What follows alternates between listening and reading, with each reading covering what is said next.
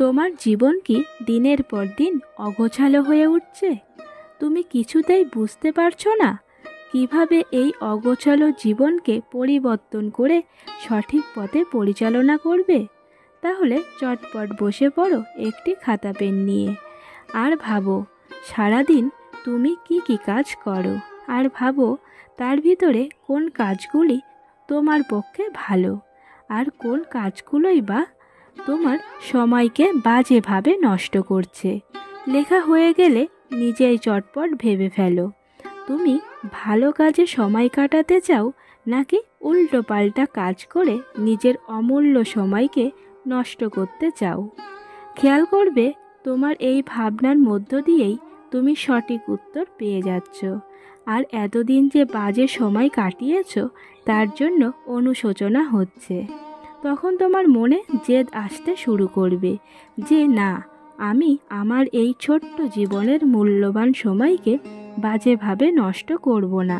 তখনই তুমি চটপট লিখতে শুরু করো সারাদিন তুমি কি কি ভালো কাজ করবে। আমি বলবো সেই কাজগুলো করো যেগুলি তোমার মন বলবে। কারো চাপিয়ে দেওয়া কাজ কখনো করো না, কারণ জীবন তোমার। পরে যেন আফসোস করতে না হয় যে পরের কথা শুনে জীবনটাকে শেষ করলাম। আর ভালো কাজ করার সময় কত বাধা বিপত্তি আসবে, তাই বলে থেমে থাকবে না, এগিয়ে যাবে নদীর স্রোতের মতো।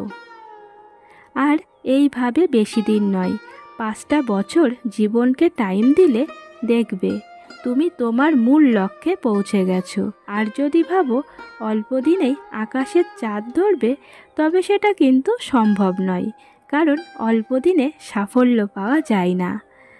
জানেন, আমাদের সমাজে বেশিরভাগ মানুষই ভাবে অল্প দিনের মধ্যে অনেক বড় কিছু হয়ে যাব, আর সেটা করতে গিয়েই তারা মুখ থুবড়ে পড়ে যায় আর দোষ দেয় উপরওয়ালার। বলে যে আমার ভাগ্যটাই খারাপ। নিজের ভাগ্য যদি নিজেই বদলাতে না পারো তবে উপরওয়ালার কি দোষ? তুমি যদি ভাবো আমি ঘুমিয়ে থাকবো আর উপরওয়ালা তোমাকে রাতের মধ্যে কোটিপতি বানিয়ে দেবে, তবে সেটা ভুল ভাবনা। আগে নিজের ভাবনাটাকে বদলাতে হবে।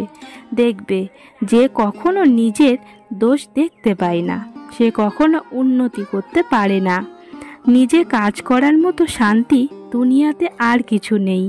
কারোর উপর ডিপেন্ড হওয়া মানে নিজেকে মাটিতে পুঁতে ফেলা। পৃথিবীতে আমরা অল্প দিনের সঙ্গী, তাই সৎ পথে এবং স্বাধীনভাবে কাজ করে জীবনের আনন্দ উপভোগ করব। দয়া করে সকলেই কথাগুলো মেনে চলার চেষ্টা করো, কারোর উপর ডিপেন্ড থেকো না। আর প্রতিদিনের রুটিনটা একটা ছোট্ট খাতায় লিখে সেই মতো জীবন চালাও।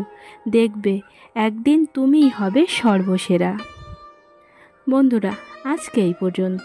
সকলেই খুব ভালো থাকবেন এবং সুস্থ থাকবেন। ধন্যবাদ।